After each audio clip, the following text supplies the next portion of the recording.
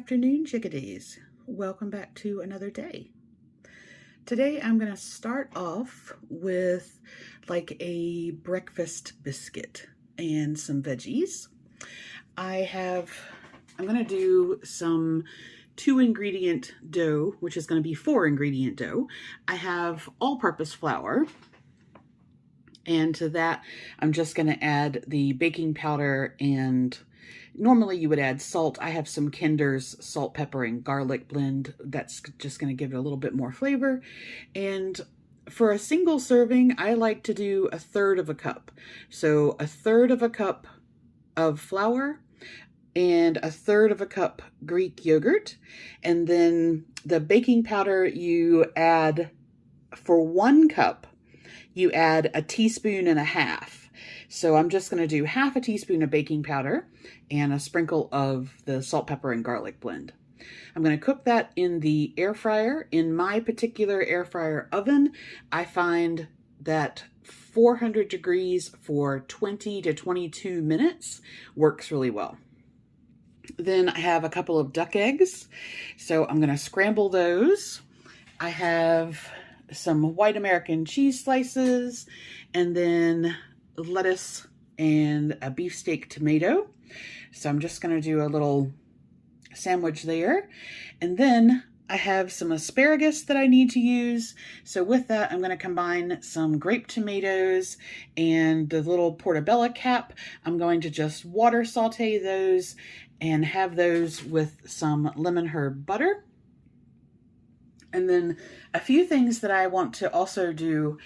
I picked up 2 pieces of bottom round steak at Kroger, and one of them I'm going to keep to just cook normally in a meal, but I think this is quite lean, and so I'm going to do some jerky. Once the air fryer is finished with my biscuit, I'm just going to go ahead and put some jerky in there to cook. And then they had the Driscoll's strawberries for $1.87 a punnet, which is fantastic because they're normally $4. So I'm going to try a little experiment. I'm sure you guys have seen this before where they've said to put strawberries in a jar. I have quite a tall what am I trying to say? Airtight. I was going to call it an airlock. I have it becomes an airtight jar. Most of them don't say anything about putting paper towels in the bottom, but I am going to put some in there just in case there's any condensation. And the key with these is that you want to pull out any that don't look good, but I looked at them. I only bought them last night and they all look fine. You leave the caps on and you don't wash them until you're ready to eat them. So basically I'm going to I bought 2 punnets. I'm going to put 1 punnet in the glass jar, and I'm going to leave the other one in the container, and I want to see if it makes any difference to their storage duration, really. Okay, so I just need to mix up my flour and the Greek yogurt and get that. I'm just going to do a drop biscuit. You don't get your hands dirty or anything. I'm going to stir it up with a fork, drop it onto a piece of parchment paper, get that into the air fryer. While that is cooking, I'm going to do the mushroom, tomatoes, and asparagus, and then put everything together. So easy peasy. Okay, so I did these first. I've just put a little label on here so that I know the day that I don't know how old they were in the store, but this is today's date. So we are going to use that as a guide, and I just am going to put them in the fridge as is, and we'll see. Apparently, if you keep them this way, they're supposed to last up to 3 weeks. I think what I'm going to do is I'll eat out of this container first. So that will sort of show me, but you can see the condition that they're in now. They're all good. The tops are a little dry, but other than that, they're all in good shape. There wasn't any I needed to take out of there. So yeah, we will see what happens with these in a little bit. And I might leave most of them in there just to see if they do last 3 weeks. They were $1.87. So if they, you know, if I don't use them by that time and I'm just doing it as a test, the birds will absolutely love them. So we'll see. So I'm gonna, with what I'm gonna start eating, I'll eat these and just leave a couple in the container to test whether they last better. And yeah, we'll see what happens. Have you guys stored them in jars? Like, have you done a test and do they last any longer? Do they last that long in your house? Tell me in the comments if you have done them.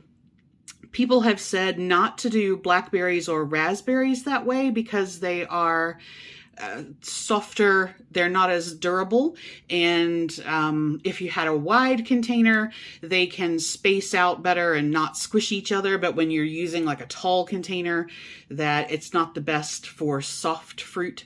So I don't know. Tell me what your experiences with storing fruit in jars has been. All right. So I haven't done 2-ingredient dough in quite a while, so I thought I would just quickly show you how I do that. In here is the 1/3 of a cup of all-purpose flour. Now, if you use self-rising flour, you can skip this next step. But like I said, I want, turn it up the right way. I want 1/2 teaspoon of baking powder. So I'm just going to put that in there. And then a salt and pepper. I mean, really, it's up to you. I'm just going to put some in there. I'm not going to measure that part. And then yogurt, you can use any yogurt. I have a lot of people that are like, oh, I don't like tart Greek yogurt. But on most plans where, well, Greek yogurt is only 0 on Freestyle forward. So Freestyle, WW Blue, and then it was still on personal points and on the current point system. So it's 0 on that. But so is soy yogurt, and so is plain non-fat yogurt that isn't Greek. Now the soy yogurt and the non-Greek yogurt are going to be thinner, and so you might have to adjust your ratios a little bit. But this is 1/3 of a cup of Greek yogurt.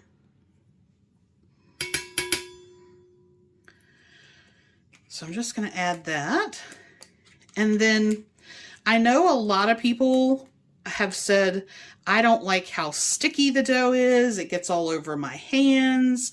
I just, I don't like it. Now, one thing about this, you can absolutely make this ahead of time. So I could have done a cup and then split that into thirds. It will keep in the fridge. Just wrap it in some plastic wrap and it will keep in the fridge for about 4 to 5 days. And if you put it in the freezer, you can easily get 3 to 4 months out of that. All right, so I'm just going to stir to combine. And I'll just take my fork and kind of squish it against the sides just to make sure that where the yogurt is kind of clumping a little bit there.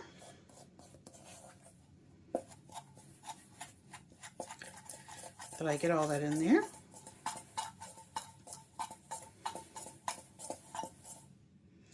Now, if you find that it is not coming together well enough for you, you could definitely add a little water, a little milk if you wanted to.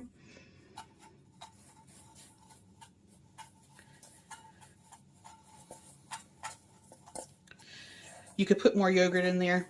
So in this case, it's coming together. There we go. I was like, this needs to do its thing. Okay, but you can see it's come away from the bowl really easily. And I definitely don't need to, it's not super sticky. It's not sticking to the fork. Now, at this point, you could continue working it with the fork.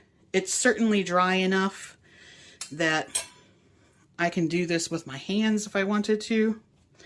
You don't want to overwork it, but you can see completely clean hands.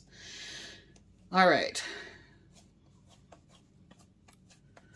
So all I'm going to do is just squish that around a little bit. And then it's not going to rise a whole lot, so I don't want to make it particularly flat, but sort of palm of my hand size. See? That's it. All right.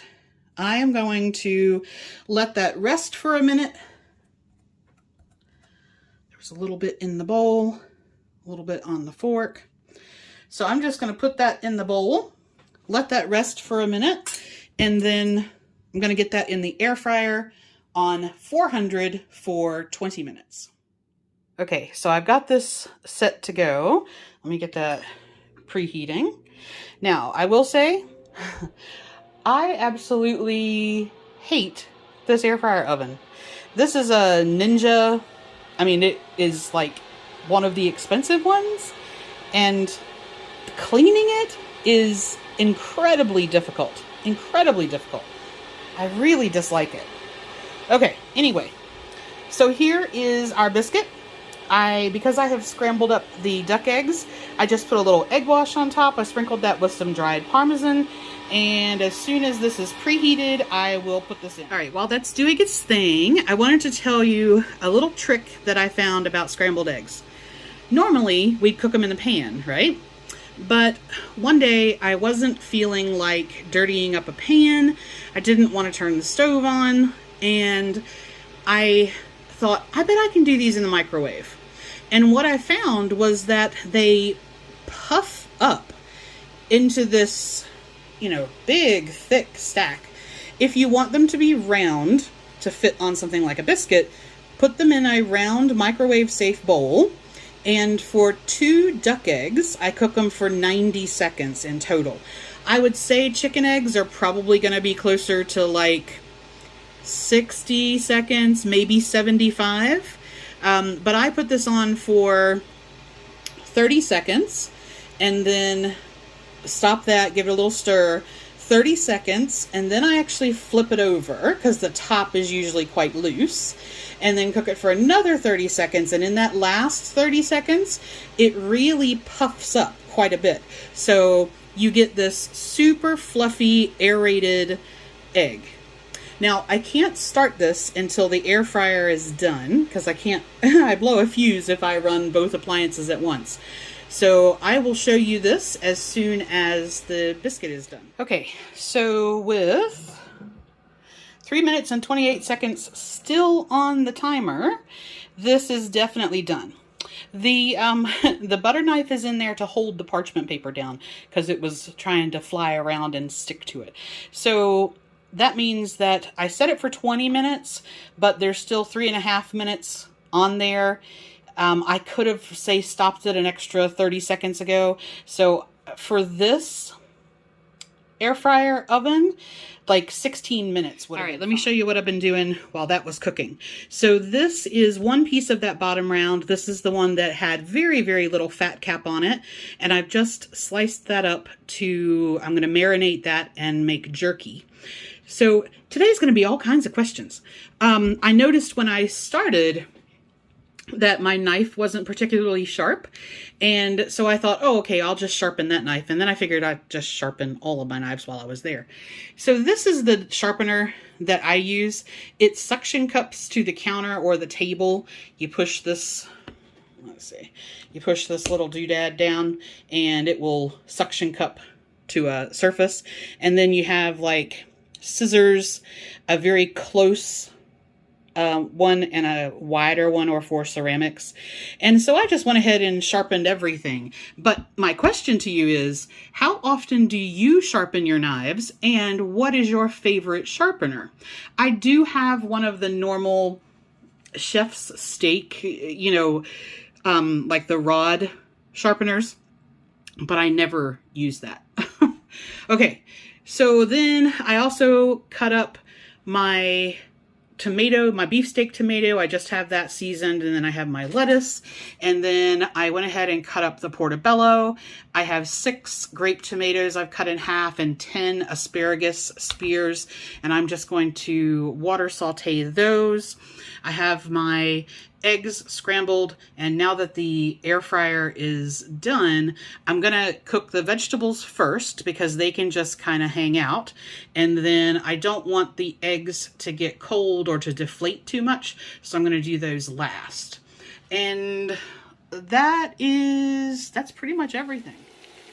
Okay, so I have those strips in a dry rub, basically. I'm not gonna do a wet marinade because it doesn't jerkify as well as doing a dry one.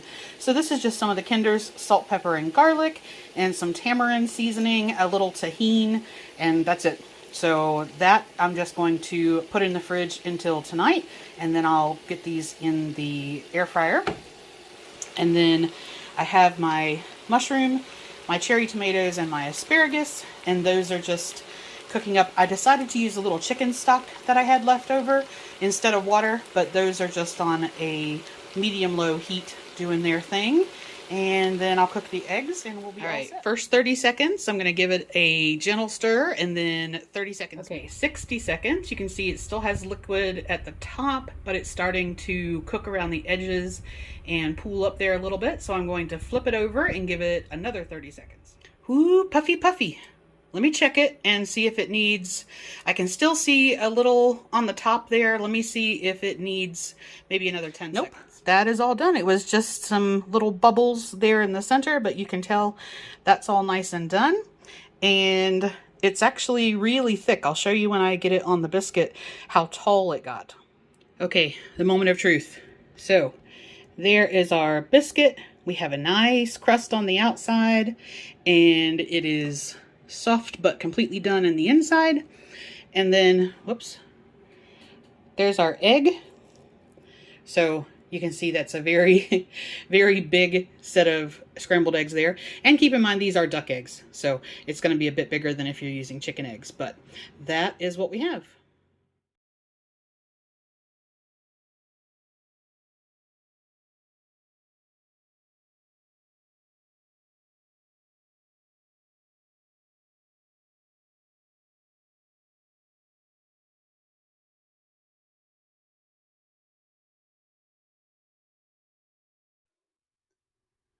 All right, now that brunch is all cleaned up and finished, I'm gonna get these steak strips into the air fryer oven. I have them on dehydrate, which is 165 degrees. I'm gonna do that for 4 hours, and we'll check on them and see where they're at when that's finished. I just came to let the dogs out, and it is a beautiful, beautiful day. Look at that. I'm trying to avoid you having to watch the dogs pee. So, while some of my friends have feet of snow left, I have a beautiful 75-degree day. The weather is just crazy. There we go. Now we're done with the potty. I know, hi. You say hi to the peoples? Yes, hi to the peoples. Okay. Yeah, I just called my lawn guy today because my lawn has, in the last 2 weeks, we've had so much rain that my lawn is just grown insanely. So I have to get that mowed down. He's hopefully coming tomorrow. But a couple of you had asked about the dogs and if they were doing okay. Say, yeah, we're good. Yeah. Okay. So while that is going and I've gotten all caught up on my work for this part of the afternoon, I'm going to work on some of my craft projects. So some of the paints that I use come in bottles that you can't really tell what the color is exactly. And for this range, I know them well enough to know, but when I first got them, I would have to, like, if I wanted to see the difference between this brown and this brown, I'd have to actually put them on the palette in order to be able to see it. And then whichever one I didn't end up using, I was wasting sort of a drop of that. And I decided to do color chips, almost like paint chips. So basically, these have the color on them. And then what I need to do is paint this rim on all of them black. So they will have a really uniform look. So this is one paint range. Then I have a couple of inks by one company. I have some color washes by another company.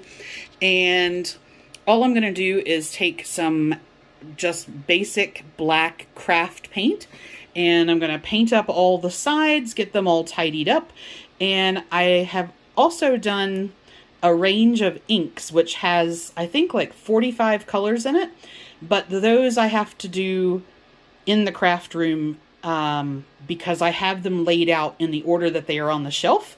And I don't know the color differences enough. If I just picked them up and kind of randomly put them in here, I would never know which color went with which bottle. So those I have to paint in order. But yeah, I am going to do these.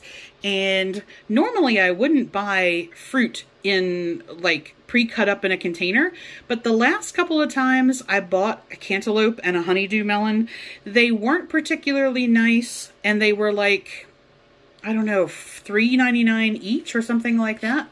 So when I was at Kroger last night, this container was $5, and I thought, okay, well, given the fact that I threw out the entire cantaloupe because it was kind of icky, half of the honeydew melon, I put the other half in the fruit salad that you saw, and I haven't bought watermelon. I just thought I would try this. But, so here is my next question for you. Do you salt your melon? Like, I like it with a bit of crushed pink sea salt or Himalayan salt on there, but are you a salt on fruit person?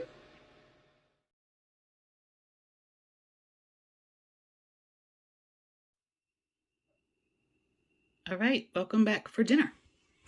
So I have gotten that beef jerky done. That turned off a while ago. I had a little piece of that. It is very good. I'm going to put that away. So on days that I need to up my protein macro, then I can just have some of that, and that will very easily help with the protein. And it did get me thinking, though, that the other steak that I bought, I'm going to have about half of this for dinner tonight. So I've got, this is beef top round, and I'm going to have that with some Simple Truth organic steak sauce.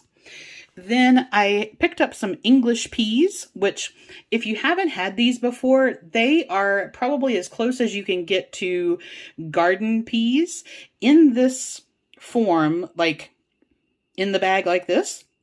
They're really, really hard. You know, they're firm like a fresh garden pea, and you need to cook them a little bit longer. So unlike canned peas, which are super soft, and frozen peas, which are soft-ish, the English peas have a texture that I absolutely love plain, but in this particular case, I'm going to steam those and have them with some of my lemon herb butter.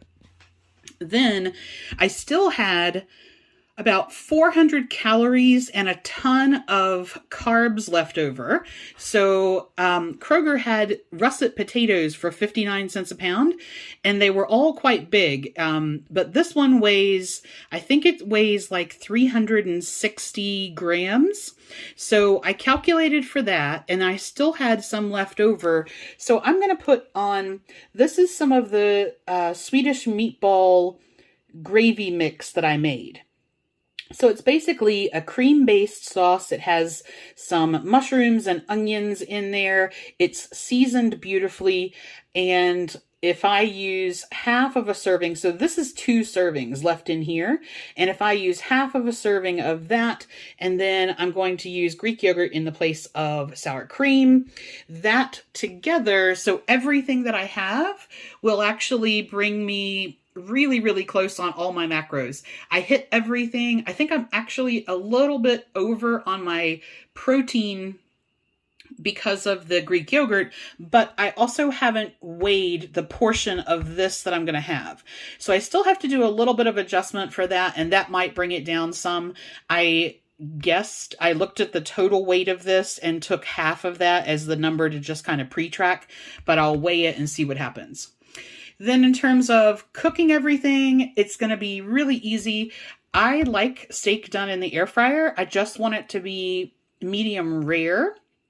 So since that is nice and thawed, I'm going to put that in 425 for probably, just kind of looking at how thick that is.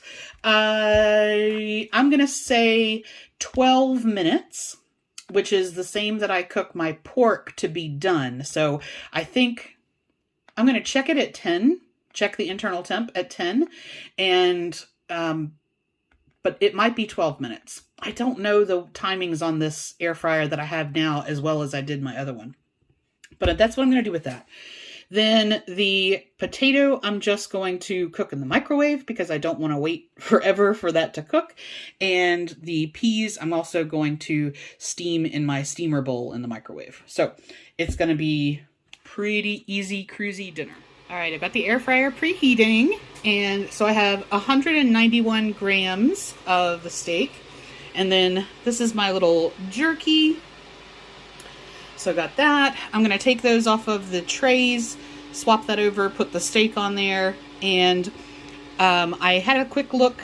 7 to 9 minutes is the usual cooking time for medium rare, so I've got it set to 8, and then I'm just going to then leave that in with the air fryer turned off, and that should be beautiful.